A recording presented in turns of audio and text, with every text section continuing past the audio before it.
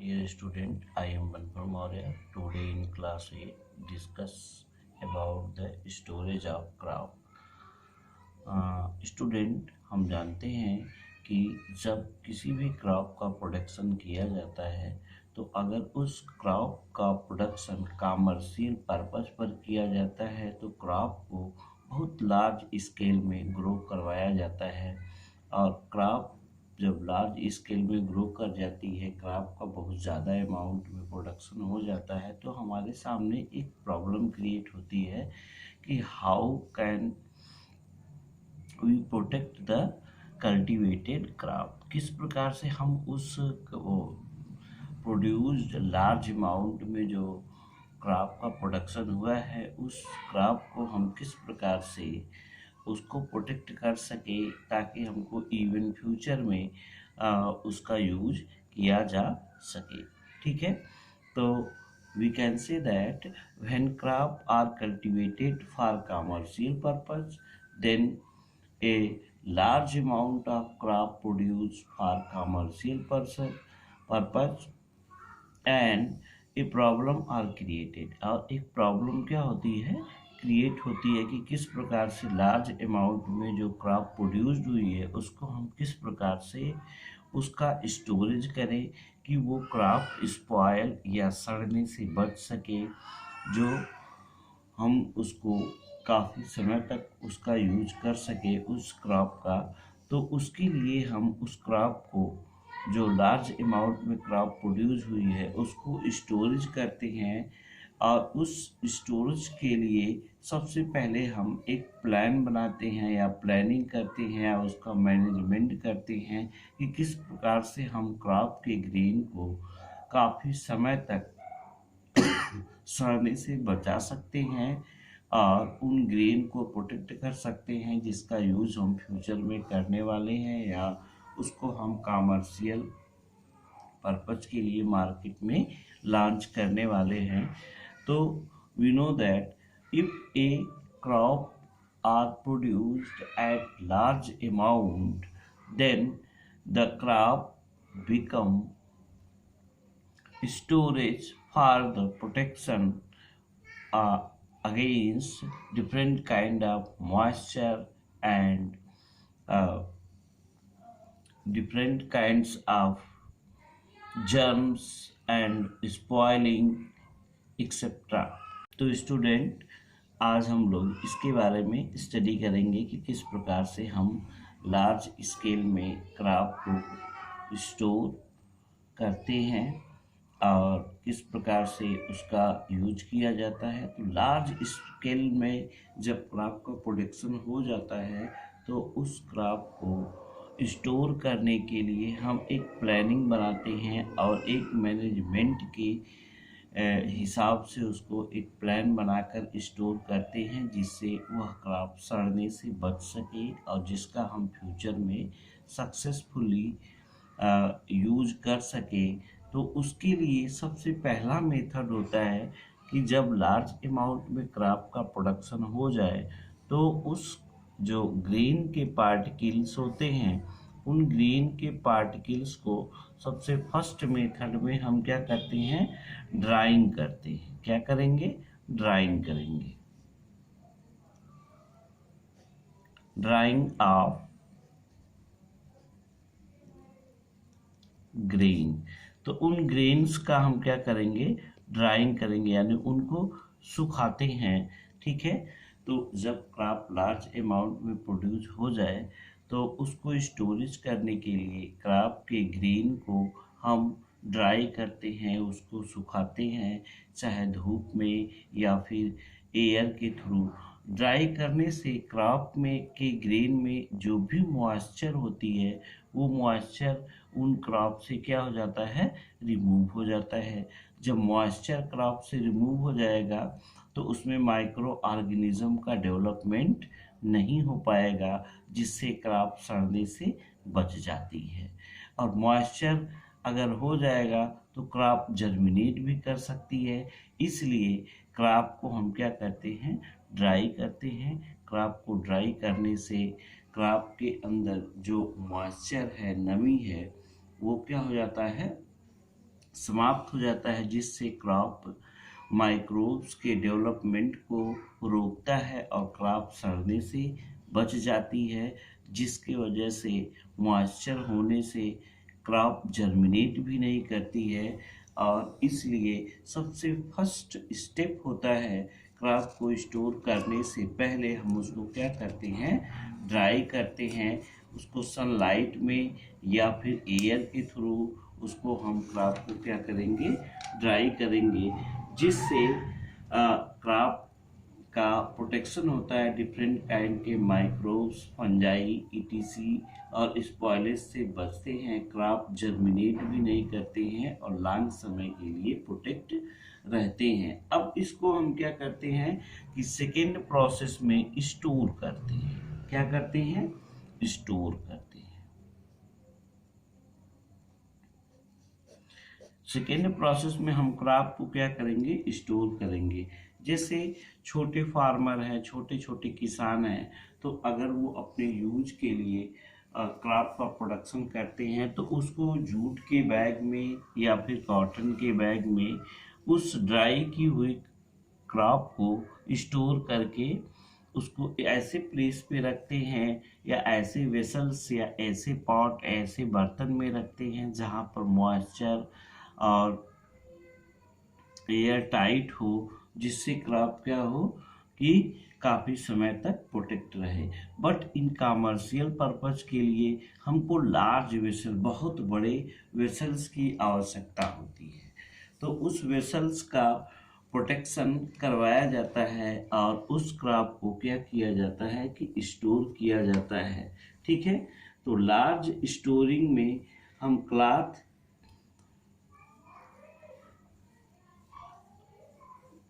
या फिर किसी भी कॉटन या जूट के बैग्स का यूज़ करके उसको प्रिवेंट करते हैं और लार्ज अमाउंट में एक स्टोरेज हाउस बनाते हैं और उस स्टोरेज हाउस को डिफरेंट काइंड के ड्रग से ट्रीट करके उसको हम उसमें क्रॉप को क्या करते हैं कि जूट के पैकेट में स्टोर करते हैं या जो भी सूटेबल पार्ट होता है जिसमें मॉइस्चर या फिर एयर टाइट हो और जिससे क्रॉप क्या करे, ना तो जर्मिनेट करे ना तो स्पॉयल हो। तो इसलिए उसको हम क्या करते हैं, एक लार्ज वेसल्स में उसको स्टोर करते हैं, जिससे क्रॉप सड़ने से बच जाती है और इंसेक्ट से भी वो प्रोटेक्ट रहती हैं। ठीक है, तो क्रॉप का जो स्टोरेज होता है वो लार्ज अमाउंट में किया जाता है। तीसरे स्टेप में हम क्या करते हैं कि जिस वेसल्स में हम या जिस बैग में उस क्रॉप को फील करते हैं, भरते हैं स्टोर करने के लिए, उस बैग में कुछ रोडेंट से बचने के लिए कुछ इंसेक्टिसाइड या उनसे इंसेक्टिसाइड का यूज करते हैं, जिससे कि उस क्रॉप में किसी भी प्रकार के इंसेक्ट का डेवलपमेंट हो और क्रॉप सड़ने से बच जाए। तो टू प्रिवेंट रोडेंट, यानी रोडेंट मतलब चूहों से बचाने के लिए, इंसेक्ट से बचाने के लिए, इन क्रॉप के लिए हम डिफरेंट काइंड के इंसेक्टिसाइड्स और पेस्टिसाइड का यूज करके, इंसेक्टिसाइड मतलब ऐसी दवा जो इंसेक्ट को किल करे और पेस्टिसाइड मीन्स ऐसी जो इसमें डिफरेंट काइंड्स के जर्म को प्रोड्यूस करने से रोके। तो इन ड्रग्स का यूज करके हम क्या करते हैं कि इन क्रॉप को ग्रेन से, इन क्रॉप के ग्रेन को हम क्या करते हैं कि ट्रीट करते हैं, जिससे गैसियस पेस्टिसाइड्स या हम कह सकते हैं कि सफोकेट पेस्ट हो जाते हैं और जिससे इसमें स्पॉयल नहीं होता है। तो इंसेक्टिसाइड और पेस्टिसाइड का जैसे ड्रग्स का यूज करके हम क्या कर सकते हैं, इनको ट्रीट करते हैं, जिससे ये सड़ने से बच जाती है। तो स्टूडेंट देखते हैं तीसरे स्टेप में क्या किया जाता है कि इंसेक्टिसाइड से ट्रीट किया जाता है ग्रीन का। ट्रीटमेंट ऑफ इंसेक्टिसाइड या इंसेक्टिसाइड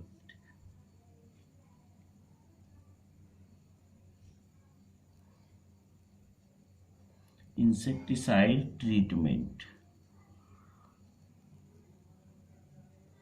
ठीक है, अब इस टॉपिक में हम देखेंगे क्या कि जो भी वेसल्स होता है उस वेसल्स में हम ग्रेन पार्टिकल्स को प्रोटेक्ट करने के लिए इंसेक्टिसाइड से ट्रीट करेंगे और उसमें कुछ इंसेक्टिसाइड के पैकेट भी डाल देते हैं जिससे क्रॉप में छोटे छोटे इंसेक्ट जो जैसे फ्लोर बीटल्स ईटीसी उसको हम इंसेक्टिसाइड और पेस्टिसाइड ड्रग्स के द्वारा ट्रीट करते हैं जिससे क्रॉप स्पॉइल होने से प्रोटेक्ट हो जाती हैं। तो इस तरह से हम क्रॉप का क्या करते हैं, लार्ज अमाउंट में लार्ज वेसल्स में रख कर उसका ट्रीटमेंट करते हैं। नेक्स्ट जो है इसके बाद फूड फ्रॉम एनिमल्स, तो फिर आगे की तरफ जो हम डिस्कस करेंगे उसको कहेंगे फूड फ्रॉम एनिमल्स। एनिमल से किस प्रकार से फूड का हम यूज कर सकते हैं या एनिमल से किस प्रकार हम फूड को प्राप्त कर सकते हैं। We discuss about the different step required in crop production.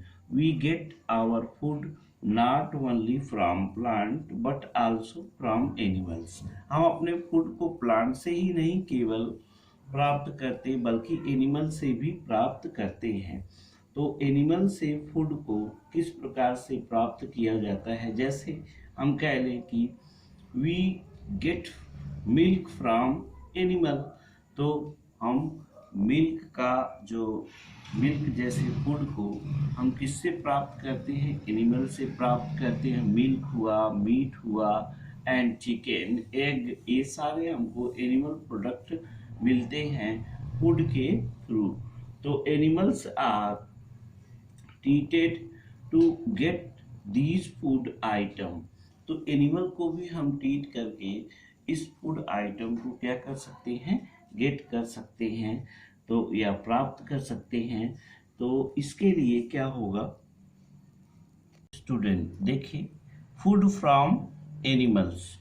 Food from animals इसका मतलब हुआ कि जो फूड हमको एनिमल से प्राप्त होते हैं उसको भी एक प्रकार से हम क्रॉप प्रोडक्शन के रूप में जान सकते हैं। जैसे एनिमल से हमको क्या फूड प्राप्त होते हैं, ठीक है, लाइक दैट मिल्क,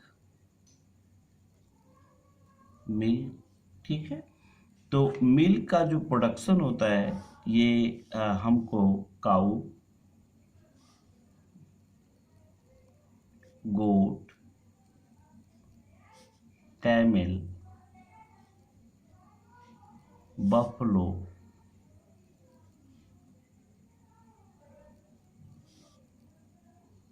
ईटीसी, ये पेट्स एनिमल्स होते हैं, पालतू जानवर होते हैं जिनसे हमको मिल्क का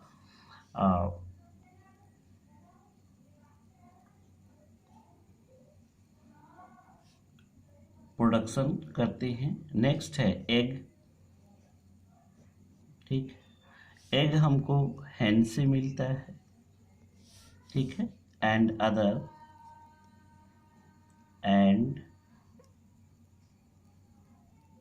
other animal like duck, etc. Flash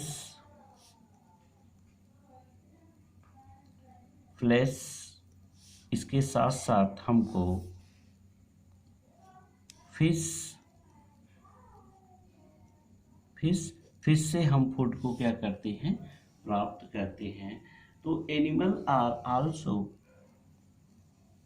used for food production. The pet animal like that cow, goat, buffalo, इनके मिल्क से हमको डिफरेंट काइंड के फूड ऑब्टेन होते हैं, लाइक चीज, रोगाट, पनीर एंड एक्सेट्रा कर्ड, ये सभी हमको एनिमल फूड प्रोडक्ट से क्या होंगे, प्राप्त होंगे। और ये फूड प्रोडक्ट हैं जो हम डेली यूज़ करते हैं, इसको हम एनिमल हस्बेंड्री के नाम से जानते हैं। For example large scale retaining fish called fishy culture. जब फिश को हम कल्चर करते हैं या फिश का प्रोडक्शन करते हैं तो उसको हम कहते हैं फिशी कल्चर। एग के प्रोडक्शन को हम कर सकते हैं पोल्ट्री कल्चर में। और फिर इसके बाद ये डिफरेंट काइंड के फूड जो हैं, चिकन का भी हम यूज़ करते हैं फ्लेश के लिए, गोट का भी यूज़ करते हैं, कैमल्स एनिमल्स जो हैं हमको फूड के रूप में मिल्क्स, एग, फ्लेश, ये सारी चीज़ें क्या करते हैं, प्रोवाइड करते हैं। तो student, we can stop our video, and this is the last topic of the chapter first. ये हम चैप्टर फर्स्ट का लास्ट टॉपिक था। इसके बाद नेक्स्ट वीडियो में हम इस चैप्टर के कुछ इम्पोर्टेंट पॉइंट को बताएंगे एंड देन हम इस चैप्टर के एक्सरसाइज को करेंगे। ठीक है, तो तब तक के लिए, कल के लिए फिर नेक्स्ट क्लास में हम मिलेंगे। ठीक है।